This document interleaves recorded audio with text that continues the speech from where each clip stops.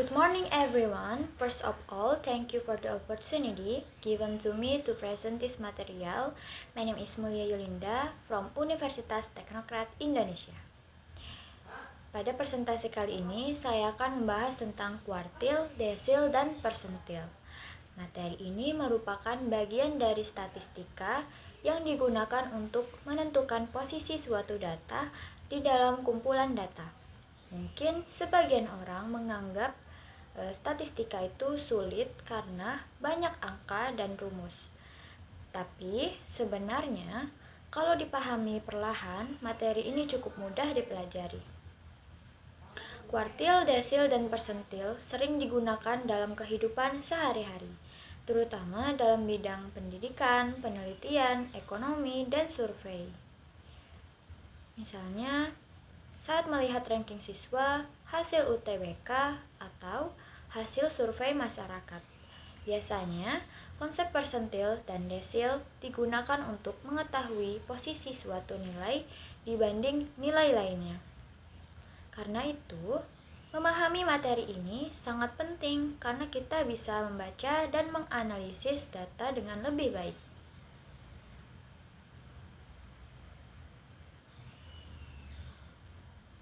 Sebelum membahas kuartil, desil, dan persentil, kita perlu memahami terlebih dahulu apa yang dimaksud dengan data statistik.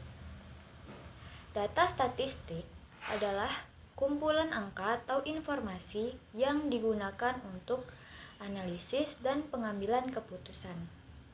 Data bisa diperoleh dari berbagai sumber, misalnya dari penelitian, survei, wawancara, observasi, atau hasil pengukuran. Contoh data yang sering kita temui dalam kehidupan sehari-hari adalah nilai ujian siswa, tinggi badan, berat badan, jumlah pendapatan, jumlah penjualan, dan lain sebagainya. Dalam statistika, data biasanya diurutkan dari nilai terkecil ke nilai terbesar, supaya lebih mudah dianalisis. Tujuan analisis data yaitu untuk mengetahui penyebaran data, membandingkan nilai, dan menentukan posisi suatu data dalam kelompok tertentu. Dengan adanya statistika, data yang awalnya terlihat acak dan membingungkan bisa diubah menjadi informasi yang lebih jelas dan mudah dipahami. Selain itu, statistika juga membantu seseorang dalam mengambil keputusan berdasarkan fakta dan data yang ada.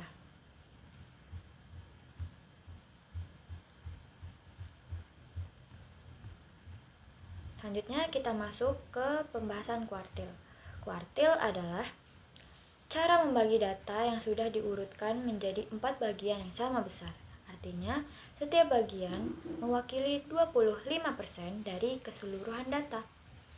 Kuartil digunakan untuk mengetahui posisi suatu data dalam kumpulan data. Kuartil terdiri dari 3 bagian utama, yaitu Q1 atau kuartil bawah, Q2 atau kuartil tengah, Q3 atau kuartil atas. Q2 disebut juga median karena berada tepat di tengah data. Kuartil sangat berguna untuk melihat penyebaran data. Dengan kuartil kita bisa mengetahui apakah suatu nilai termasuk rendah, sedang, atau tinggi dibanding data lainnya. Contohnya, dalam nilai ujian siswa, kuartil dapat digunakan untuk mengetahui kelompok siswa dengan nilai rendah sampai tinggi. Karena itu, kuartil sering digunakan dalam analisis data, pendidikan, dan penelitian statistik.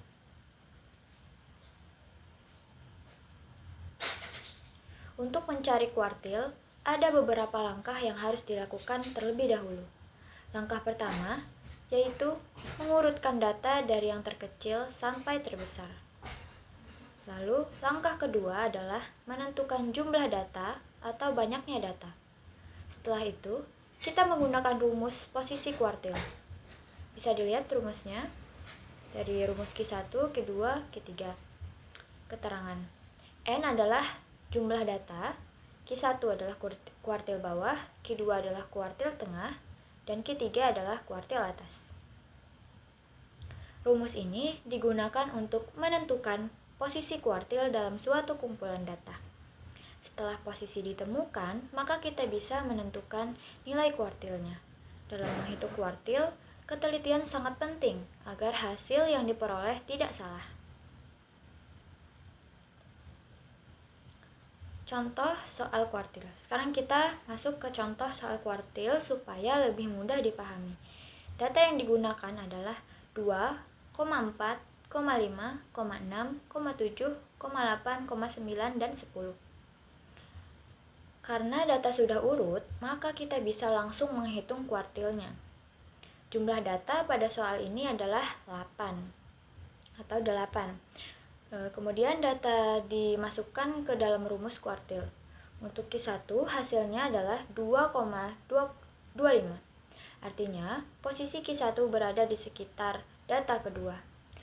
Lalu Q2 hasilnya adalah 4,5, yang berarti berada di tengah data. Q2 juga disebut median karena menjadi nilai tengah dari kumpulan data tersebut. Sedangkan Q3 hasilnya adalah 6,75 yang berarti berada di sekitar data ketujuh. Dari hasil tersebut, kita bisa memahami bahwa kuartil membagi data menjadi 4 bagian yang sama besar.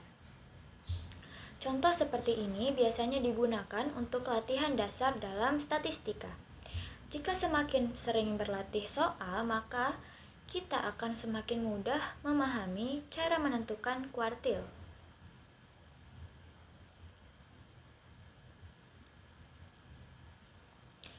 Oke, selain kuartil ada juga yang disebut desil. Desil adalah cara membagi data menjadi 10 bagian yang sama besar. Setiap bagian mewakili 10% dari keseluruhan data. Jika dibandingkan dengan kuartil, desil memberikan posisi data yang lebih rinci dan lebih detail. Desil terdiri dari D1 sampai D9. Semakin besar nilai desil, maka semakin tinggi posisi data tersebut dalam kumpulan data. Desil biasanya digunakan untuk menentukan ranking atau posisi seseorang dibanding kelompok lainnya. Contohnya pada hasil ujian sekolah atau hasil survei. Dengan desil, kita bisa mengetahui apakah suatu nilai berada pada kelompok rendah, sedang, atau tinggi. Karena itu, desil cukup penting dalam analisis data statistik. Selanjutnya, masuk cara menghitung desil hampir sama seperti kuartil. Pertama, data harus diurutkan terlebih dahulu dari kecil ke besar. Kedua, menentukan jumlah data. Kemudian menggunakan rumus desil berikut. Keterangannya, DK adalah desil ke K, dan N adalah jumlah datanya, dan K adalah nomor desil. Rumus ini digunakan untuk menentukan posisi desil pada kumpulan data. Setelah posisi ditemukan, kita dapat menentukan nilai desilnya. Dalam menghitung desil, langkah yang paling penting adalah memastikan data sudah diurutkan dengan benar, karena jika data belum urut, hasil perhitungan bisa menjadi salah. Contoh soal desil. Pada contoh ini terdapat data 10,20, 30, dan seterusnya sampai 100. Kemudian soal meminta kita mencari D5 atau desil 5, desil ke-5. Jumlah data ada 10, lalu dimasukkan ke rumus desil. Hasil perhitungannya adalah 5,5. Artinya, posisi D5 berada di antara data ke-5 dan data ke-6. Jika dilihat dari data, maka posisi tersebut berada di antara angka 50 dan 60. Karena berada di tengah-tengah kedua angka tersebut, maka nilainya mendekati 55. Dari contoh ini, kita bisa memahami bahwa desil membantu menentukan posisi data dengan lebih detail dibanding kuartil. Contoh soal seperti ini juga sering digunakan dalam latihan statistika dasar. Selanjutnya, persentil. Persentil adalah cara membagi data menjadi 100 bagian yang sama besar. Setiap bagian mewakili 1% data. Persentil sering digunakan dalam hasil ujian dan penelitian statistik karena dapat menunjukkan posisi data dengan lebih detail. Contohnya, P50 menunjukkan nilai tengah data. Selanjutnya, rumus persentil. Cara menghitung persentil hampir sama dengan kuartil dan desil. Data harus diurutkan terlebih dahulu lalu dimasukkan ke dalam rumus berikut. Keterangannya, PK adalah persentil ke K, lalu N adalah jumlah data, K adalah nomor persentil. Rumus ini digunakan untuk menentukan posisi persentil dalam suatu data. Selanjutnya, contoh persentil soalnya. Pada contoh ini terdapat data 5, 10, 15 sampai dengan 50. Kemudian dicari P40 atau persentil ke-40.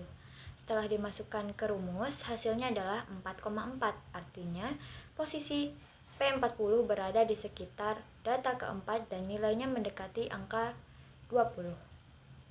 Dari contoh ini, kita bisa memahami cara menentukan persentil pada suatu data. Perbedaan kuartil, desil, dan persentil. Kuartil, desil, dan persentil memiliki fungsi yang sama, yaitu menentukan posisi data. Perbedaannya terletak pada jumlah pembagian datanya. Kuartil membagi data menjadi 4 bagian, desil menjadi 10 bagian, sedangkan persentil menjadi 100 bagian. Semakin banyak pembagian data, maka hasilnya akan semakin detail. Lalu penerapan dalam kehidupan. Kuartil, desil, dan persentil banyak digunakan dalam kehidupan sehari-hari. Contohnya pada nilai rapor, hasil survei, ranking ujian, dan penelitian statistik. Persentil juga sering digunakan pada hasil UTBK untuk mengetahui posisi nilai peserta dibanding peserta lainnya. Karena itu, materi ini penting untuk dipahami dalam analisis data. Sebagai kesimpulan, kuartil membagi data menjadi 4 bagian, desil menjadi 10 bagian, dan persentil menjadi 100 bagian. Ketiganya digunakan untuk mengetahui posisi data dalam statistika. Dengan memahami materi ini, kita dapat menganalisis data dengan lebih mudah dan lebih terstruktur. Semoga materi yang saya sampaikan hari ini dapat dipahami dengan baik. That's all is all my presentation. Thank you for your attention and for listening.